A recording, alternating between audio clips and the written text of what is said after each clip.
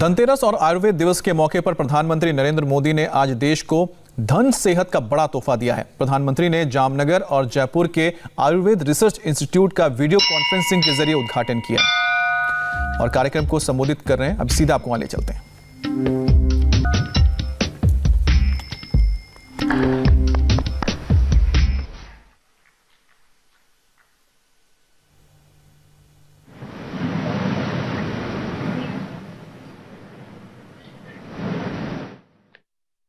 जी को अपने संबोधन के लिए आमंत्रित करता हूं। केंद्रीय मंत्रिमंडल के मेरे सहयोगी श्रीमान श्रीपाद नाइक जी, राजस्थान के मुख्यमंत्री श्रीमान अशोक गहलोत जी, गुजरात के मुख्यमंत्री श्रीमान विजय भाई रूपाणी जी, राजस्थान के गवर्नर श्रीमान कलराज जी, गुजरात के गवर्नर श्रीमान आचार्य देवव्रत जी, अन्य सभी मंत्रीगण, सांसदगण, विधायकगण, आयुर्वेद से जुड़े सभी विद्वानजन, देवी और सज्जनों, आप सभी को धनतेरस, भगवान धन्वंतरि की जयंती की बहुत बहुत शुभकामनाएं। धन्वंतरि जी ने आरोग्य के देवता माने जाते हैं और आयुर्वेद की रचना भी उनके आशीर्वाद से हुई है। आज के इस पावन दिन आयुर्वेद दिवस पर भगवान धन्वंतरि से पूरी मानव जाति की प्रार्थना है कि वो भारत समेत पूरी दुनिया को आरोग्य का आशीष दें। साथियों, इस बार का आयुर्वेद दिवस गुजरात और राजस्थान के लिए विशेष है। हमारे युवा साथियों के लिए भी विशेष है। आज गुजरात के जामनगर में institute of teaching and research इन आयुर्वेदा को इंस्टीट्यूट ऑफ नेशनल इंपॉर्टेंस के रूप में मान्यता मिली है। इसी तरह जयपुर के राष्ट्रीय आयुर्वेद संस्थान को भी डीम्ड यूनिवर्सिटी के रूप में आज लोकार्पित किया गया है। आयुर्वेद में उच्च शिक्षा, रिसर्च और स्किल डेवलपमेंट से जुड़े इन बेहतरीन संस्थानों के लिए राजस्थान, गुजरात के साथ ही पूरे देश को बहुत बहुत बधाई। साथियों, आयुर्वेद भारत की एक विरासत है जिसके विस्तार में पूरी मानवता की भलाई है। ये देखकर किस भारतीय को खुशी नहीं होगी कि हमारा पारंपरिक ज्ञान अब अन्य देशों को भी समृद्ध कर रहा है। आज ब्राजील की राष्ट्रीय नीति में आयुर्वेद शामिल है। भारत अमेरिका संबंध हो, भारत जर्मनी रिश्ते हो, आयुष और भारतीय पारंपरिक चिकित्सा पद्धति से जुड़ा सहयोग निरंतर बढ़ रहा है। ये भी प्रत्येक भारतीय के लिए बहुत गर्व की बात है कि WHO ने और अभी WHO के मुखिया और मेरे मित्र, उन्होंने एक बहुत महत्वपूर्ण घोषणा की है। WHO ने global centre for traditional medicine इसकी स्थापना के लिए दुनिया में से भारत को चुना है और अब भारत में से दुनिया के लिए इस दिशा में काम होगा। भारत को ये बड़ी जिम्मेदारी सौंपने के लिए मैं वर्ल्ड हेल्थ ऑर्गेनाइजेशन का विशेष रूप से WHO के महानिर्देशक मेरे मित्र डॉक्टर टेड्रोस का भी हृदय से आभार व्यक्त करता हूं। मुझे विश्वास है कि जिस प्रकार Bharat pharmacy of the world इस रूप में उभरा है, उसी प्रकार पारंपरिक चिकित्सा का यह सेंटर भी ग्लोबल वेलनेस का सेंटर बनेगा। ये सेंटर दुनिया भर की ट्रेडिशनल मेडिसिन्स के विकास और उनसे जुड़ी रिसर्च को नई बुलंदियां देने वाला साबित होगा। साथियों, बदलते हुए समय के साथ आज हर चीज इंटीग्रेट हो रही है। स्वास्थ्य भी इससे अलग नहीं है। इसी सोच के साथ देश आज इलाज की अलग अलग पद्धतियों के इंटीग्रेशन, सभी को महत्व देने की तरफ एक के बाद एक कदम उठा रहा है। इसी सोच ने आयुष को, आयुर्वेद को देश की आरोग्य नीति, हेल्थ पॉलिसी का प्रमुख हिस्सा बनाया है। आज हम स्वास्थ्य के अपने पारंपरिक खजाने को सिर्फ एक विकल्प नहीं, बल्कि देश के आरोग्य का बड़ा आधार बना रहे हैं।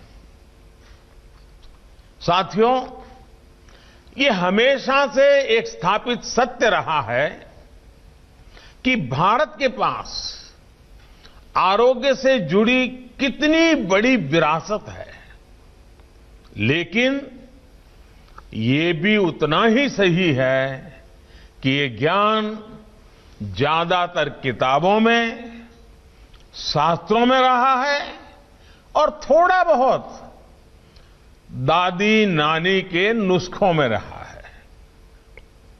इस ज्ञान को आधुनिक आवश्यकताओं के अनुसार विकसित किया जाना ये बहुत आवश्यक है।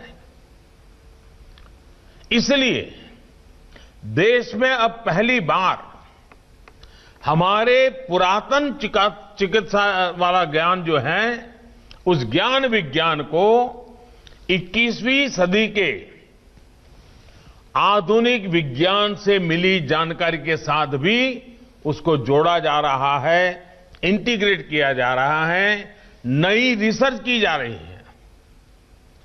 3 साल पहले ही हमारे यहां अखिल भारतीय आयुर्वेदिक संस्थान की स्थापना की गई है। लेह में सोवा रिगपा से जुड़ी रिसर्च और दूसरे अध्ययन के लिए राष्ट्रीय सोवा रिगपा संस्थान विकसित करने का काम जारी है। आज गुजरात और राजस्थान के जिन 2 संस्थानों को अपग्रेड किया गया है, वो भी इसी सिलसिले का विस्तार है। भाइयों और बहनों, कहते हैं जब कद बढ़ता है तो दायित्व भी बढ़ता है। आज जब इन 2 महत्वपूर्ण संस्थानों का कद बढ़ा है, तो मेरा एक आग्रह भी है। देश के प्रीमियम आयुर्वेदिक संस्थान होने के कारण अब आप सब पर ऐसे पाठ्यक्रम तैयार करने की जिम्मेदारी है जो इंटरनेशनल प्रैक्टिसेस के अनुकूल और वैज्ञानिक मानकों के अनुरूप हो। मैं शिक्षा मंत्रालय और यूजीसी को भी आग्रह से कहूंगा कि आयुर्भौतिकी और आयुर्रसायन शास्त्र जैसे विषयों को लेकर नई संभावनाओं के साथ काम किया जाए। इससे रिसर्च को ज्यादा से ज्यादा बढ़ावा देने के लिए इंटीग्रेटेड डॉक्टरल और पोस्ट डॉक्टरल करिकुलम बनाने के लिए काम किया जा सकता है। आज मेरा देश के प्राइवेट सेक्टर, हमारे स्टार्टअप से, उनसे भी एक विशेष आग्रह है। देश के प्राइवेट सेक्टर नए स्टार्टअप्स को आयुर्वेद की ग्लोबल डिमांड को स्टडी करना चाहिए और इस सेक्टर में होने वाली ग्रोथ में अपनी हिस्सेदारी सुनिश्चित करनी चाहिए। आयुर्वेद की लोकल शक्ति के लिए आपको दुनिया भर में वोकल होना है। मुझे विश्वास है कि हमारे साझा प्रयासों से आयुष ही नहीं बल्कि आरोग्य का हमारा पूरा सिस्टम एक बड़े बदलाव का साक्षी बनेगा। साथियों, आप भली भांति ये भी जानते हैं कि इसी साल संसद के मॉनसून सत्र में 2 ऐतिहासिक आयोग भी बनाए गए हैं। पहला, national commission for Indian systems of medicine और दूसरा, नेशनल कमीशन फॉर होम्योपैथी। यही नहीं, नई राष्ट्रीय शिक्षा नीति में भी भारत की मेडिकल एजुकेशन में इंटीग्रेशन की अप्रोच को प्रोत्साहित किया गया है। इस पॉलिसी की भावना है कि एलोपैथिक एजुकेशन में आयुर्वेद की बेसिक जानकारी जरूरी हो और आयुर्वेदिक एजुकेशन में एलोपैथिक प्रैक्टिसेस की मूल जानकारी जरूरी हो। ये कदम आयुष और भारतीय पारंपरिक चिकित्सा पद्धति से जुड़ी शिक्षा और रिसर्च को और मजबूत बनाएंगे। साथियों, 21वीं सदी का भारत अब टुकड़ों में नहीं, होलिस्टिक तरीके से सोचता है। हेल्थ से जुड़ी चुनौतियों को भी अब होलिस्टिक अप्रोच के साथ उसी तरीके से ही सुलझाया जा रहा है। आज देश में सस्ते और प्रभावी इलाज के साथ साथ प्रिवेंटिव हेल्थ केयर पर वेलनेस ज्यादा फोकस किया जा रहा है। आचार्य चरक ने भी कहा है, स्वस्थस्य स्वास्थ्य रक्षणम आतुरस्य विकार प्रशमन च, यानी स्वस्थ व्यक्ति के स्वास्थ्य की रक्षा करना और रोगी को रोग मुक्त करना, ये आयुर्वेद के उद्देश्य हैं। स्वस्थ व्यक्ति स्वस्थ ही रहे, इसी सोच के साथ ऐसे हर कदम उठाए जा रहे हैं जिससे बीमार करने वाली स्थितियां दूर हो। एक तरफ साफ सफाई, स्वच्छता, शौचालय, साफ पानी, धुआं मुक्त रसोई, पोषण, इन सभी पर ध्यान दिया जा रहा है, तो वहीं 1.5 लाख हेल्थ और वेलनेस सेंटर्स हिंदुस्तान के कोने कोने में तैयार किए जा रहे हैं। इनमें विशेष तौर पर 12,500 से ज्यादा आयुष वेलनेस सेंटर्स पूरी तरह आयुर्वेद को समर्पित हैं, आयुर्वेद से जुड़े बन रहे हैं। साथियों, वेलनेस का ये भारतीय दर्शन आज पूरी दुनिया को आकर्षित कर रहा है। कोरोना के इस मुश्किल समय ने फिर दिखाया है कि हेल्थ एंड वेलनेस से जुड़ी भारत की ये पारंपरिक विद्या कितनी कारगर है। जब कोरोना से मुकाबले के लिए कोई प्रभावी तरीका नहीं था, तो भारत के घर घर में हल्दी, दूध और काढ़ा जैसे अनेक इम्यूनिटी बूस्टर उपाय बहुत काम आए। इतनी बड़ी जनसंख्या, इतनी घनी आबादी और ऐसा हमारा देश अगर आज संभली हुई स्थिति में है, तो उसमें हमारी इस परंपरा की भी अहम भूमिका रही है। साथियों, कोरोना काल में पूरी दुनिया में आयुर्वेदिक प्रोडक्ट्स की मांग तेजी से बढ़ी है। बीते साल की अपेक्षा इस साल सितंबर में आयुर्वेदिक उत्पादों का निर्यात लगभग 1.5 गुना, करीब 45% बढ़ा है। यही नहीं, मसालों के निर्यात में भी काफी बढ़ोतरी दर्ज की गई है। हल्दी, अदरक, ऐसी चीजें जो इम्यूनिटी बूस्टर मानी जाती हैं, उनका निर्यात अचानक इस तरह बढ़ना ये दिखाता है कि दुनिया में आयुर्वेदिक समाधानों और भारतीय मसालों पर विश्वास कितना बढ़ रहा है।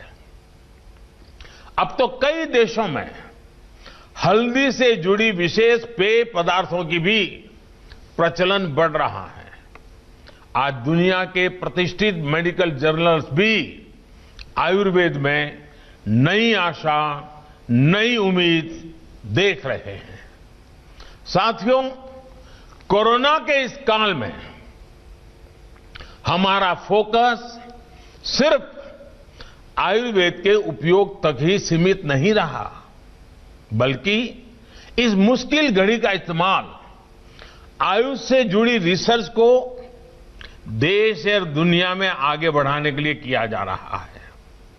आज एक तरफ भारत जहां वैक्सीन की टेस्टिंग कर रहा है, वहीं दूसरी तरफ कोविड से लड़ने के लिए आयुर्वेदिक रिसर्च पर भी इंटरनेशनल कोलैबोरेशन को तेजी से बढ़ा रहा है। अभी हमारे साथी श्रीपाद जी ने बताया कि इस समय 100 से ज्यादा स्थानों पर रिसर्च चल रही है। यहां दिल्ली में ही अखिल भारतीय आयुर्वेद संस्थान ने, जैसा अभी आपको विस्तार से बताया गया, दिल्ली पुलिस के 80,000 जवानों पर इम्यूनिटी से जुड़े रिसर्च की है। ये दुनिया की सबसे बड़ी ग्रुप स्टडी हो सकती है। इसके भी उत्साहजनक परिणाम देखने को मिले हैं। आने वाले दिनों में कुछ और अंतर्राष्ट्रीय परीक्षण भी शुरू किए जाने हैं। साथियों, आज हम आयुर्वेदिक दवाओं, जड़ी बूटियों के साथ साथ इम्यूनिटी को बढ़ाने वाले न्यूट्रिशियस फूड पर भी विशेष बल दे रहे हैं। मोटे अनाज यानी मिलेट्स का उत्पादन बढ़ाने के लिए आज किसानों को प्रोत्साहित किया जा रहा है। यही नहीं, गंगा जी के किनारे और हिमालयी क्षेत्रों में ऑर्गेनिक उत्पादों को बढ़ावा दिया जा रहा है। आयुर्वेद से जुड़े हुए पेड़ पौधे लगाने पर बल दिया जा रहा है। कोशिश ये है कि दुनिया की वेलनेस में भारत ज्यादा से ज्यादा कंट्रीब्यूट करे, हमारा एक्सपोर्ट भी बढ़े और हमारे किसानों की आय में भी बढ़ोतरी हो। आयुष मंत्रालय इसके लिए एक व्यापक योजना पर काम कर रहा है। आपने भी देखा होगा कि कोविड महामारी शुरू होने के बाद आयुर्वेदिक जड़ी बूटियां जैसे अश्वगंधा, गिलोय, तुलसी आदि की कीमतें इसलिए बढ़ी क्योंकि मांग बढ़ी, लोगों का विश्वास बढ़ा। मुझे बताया गया है कि इस बार अश्वगंधा की कीमत पिछले साल के मुकाबले 2 गुनी से भी ज्यादा तक पहुंची है। इसका सीधा लाभ इन पौधों, इन जड़ी बूटियों की खेती करने वाले हमारे किसान परिवारों तक पहुंचा है। हालांकि अनेक जड़ी बूटियां हैं जिनकी उपयोगिता के बारे में अभी भी हमारे यहां जागरूकता और बढ़ाने की जरूरत है। तो आपने सुना कि किस तरह से प्रधानमंत्री ने बताया कि अश्वगंधा और जैसे दूसरे आयुर्वेदिक जड़ी बूटियां हैं, उनकी डिमांड बढ़ी है कोरोना काल में। हम आपको फिर से ले चलेंगे प्रधानमंत्री मोदी के संबोधन में, लेकिन एक छोटा सा ब्रेक लेंगे, जल्द वापस आएंगे।